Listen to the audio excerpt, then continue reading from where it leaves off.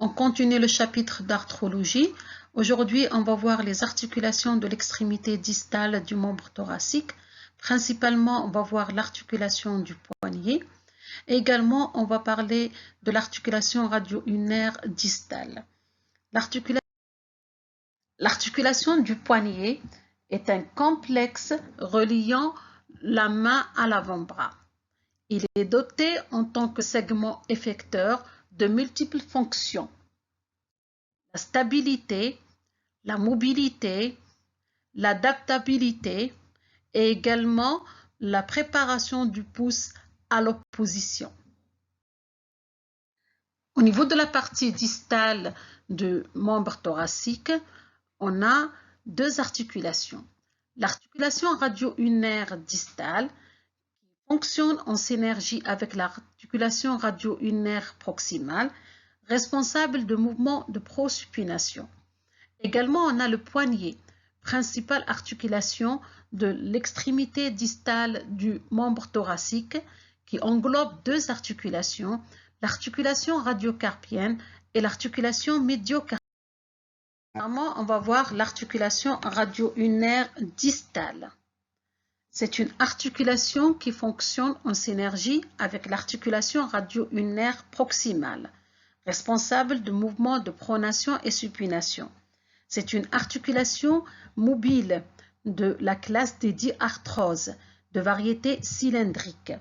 Les surfaces articulaires sont représentées par l'incisure ulnaire du radius, qu'on appelle la petite cavité sigmoïde, qui est creusée au niveau de la face médiale de l'extrémité distale du radius, qui va s'articuler avec la tête ulnaire et également avec la face supérieure du ligament triangulaire ou qu'on appelle également le disque articulaire radio-ulnaire.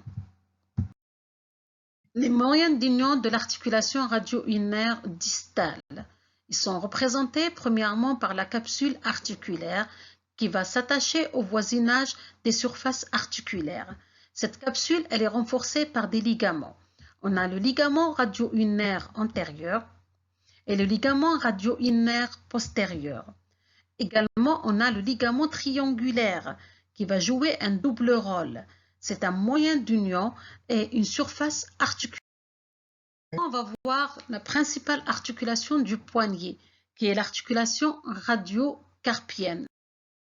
Le plan qu'on va suivre, on va définir l'articulation, on va voir les surfaces articulaires, les moyens d'union, les moyens de glissement et on terminera par la physiologie articulaire. L'articulation radiocarpienne, c'est l'articulation distale du membre thoracique qui va unir l'avant-bras à la main. Elle met en présence le radius et le ligament triangulaire avec la première rangée du carpe. Il faut noter à ce niveau-là que l'ulna n'intervient pas dans cette articulation. Définition. On définit l'articulation radiocarpienne comme une articulation mobile de la classe des diarthroses de variété condylienne ou ellipsoïde. Elle unit la glène antibrachiale au condyle carpien. C'est une articulation à 2 degrés de liberté. Elle va faire deux types de mouvements. Articulation de variété condylienne ou ellipsoïde qui va mettre en contact la glène antibrachiale, c'est la glène antibrachiale, avec le condyle carpien.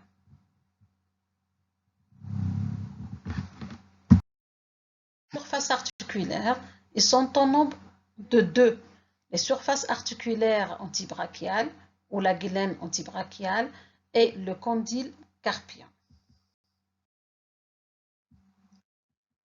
Premièrement, la glène antibrachiale. La constitution. Elle est formée par la face distale radiale en latérale et la face distale du ligament triangulaire en médial. La face distale du radius, elle a une forme triangulaire. Donc c'est une surface ellipsoïde, concave, à grand axe transversal. Elle occupe les 2/3 latéraux de la glaine antibrachiale ou la cavité glénoïde. Elle est divisée en 2 facettes articulaires, une latérale et une médiale. La facette articulaire latérale, elle va s'articuler avec le scaphoïde, la médiale avec le lunatum. La face distale du ligament triangulaire ou disque articulaire radio-ulnaire. Elle occupe le tiers médial de la cavité glénoïde ou la glaine antibrachiale. Elle est triangulaire à base latérale. Elle va s'articuler avec le lunatum et le triquetrum. Deuxièmement, le condyle carpien. La constitution du condyle carpien, c'est la face proximale des 3 os de la première rangée du carpe, à savoir le scaphoïde, le lunatum, le triquetrum, avec les ligaments interosseux qui relient ces 3 os entre eux. Les moyens d'union. Premièrement, la capsule articulaire. C'est un manchon fibreux, épais, serré et résistant en avant, très mince en arrière, qui s'insère au pourtour des surfaces articulaires et les bords du ligament triangulaire. Les ligaments passifs. On va commencer par le ligament antérieur. On a 2 faisceaux, le ligament radiocarpien palmaire et le ligament ulnocarpien palmaire. Le ligament radiocarpien palmaire, son origine, c'est la face antérieure de l'extrémité distale du radius. Et la terminaison, il va se terminer sur le lunatum et le capitatum. Deuxièmement, le ligament ulnocarpien palmaire. Son origine, c'est le bord antérieur du disque articulaire et la terminaison, il va se terminer sur 3 os du carpe, le lunatum, le triquetrum et le capitatum. Il faut savoir que les 2 faisceaux supérieurs du ligament radio et ulnocarpien palmaire s'unissent pour former le ligament arqué. C'est un ligament qui est à concavité supérieure. Deuxièmement, le ligament postérieur. Un seul faisceau, c'est le ligament radiocarpien dorsal. Deuxièmement, le ligament postérieur. C'est un seul faisceau. Il naît de la face dorsale de l'extrémité distale du radius et se termine sur la face dorsale du triquetrum, lunatum et le scaphoïde. Collatéraux. Ils sont au nombre de 2. Le ligament collatéral radial, son origine c'est l'apophyse styloïde du radius et sa terminaison il va se terminer par 2 faisceaux, un faisceau antérieur et un faisceau postérieur. Les 2 faisceaux antérieurs et postérieurs ils vont se terminer sur le scaphoïde. Deuxièmement, le ligament collatéral ulnaire. L'origine, c'est au niveau du processus styloïde ulnaire et la terminaison également, il va se terminer par 2 faisceaux, un faisceau antérieur et un faisceau postérieur. Le faisceau antérieur, il va se terminer sur le pisiforme, alors que le faisceau postérieur, il se terminera sur le triquetrum. Les moyens de glissement. La synoviale. La synoviale, elle tapisse la face profonde de la capsule et du revêtement cartilagineux du condyle carpien et de la glaine antibrachiale. Elle présente un certain nombre de prolongements synoviaux à la face palmaire et à la face dorsale.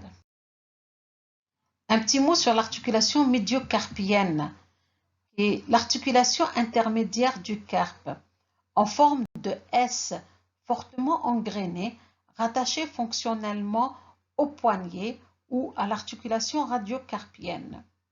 L'articulation médiocarpienne est mécaniquement indissociable de l'articulation radiocarpienne. Anatomie fonctionnelle. Le poignet est une articulation à 2 degrés de liberté. Elle va faire 2 types de mouvements, le mouvement de flexion-extension et le mouvement d'adduction-abduction. Le mouvement de flexion-extension s'effectue autour d'un axe transversal. La flexion, c'est le fait de rapprocher la paume de la main de la face antérieure de l'avant-bras. L'extension, c'est rapprocher le dos de la main de la face postérieure de l'avant-bras. Également, le poignet fait le mouvement de latéralité, abduction et adduction, qui se font autour d'un axe sagittal. L'abduction, c'est l'inclinaison de la main du côté latéral, donc du côté radial, et l'adduction, c'est l'inclinaison de la main du côté médial ou du côté ulnaire. On a terminé le chapitre d'arthrologie. Merci de votre attention.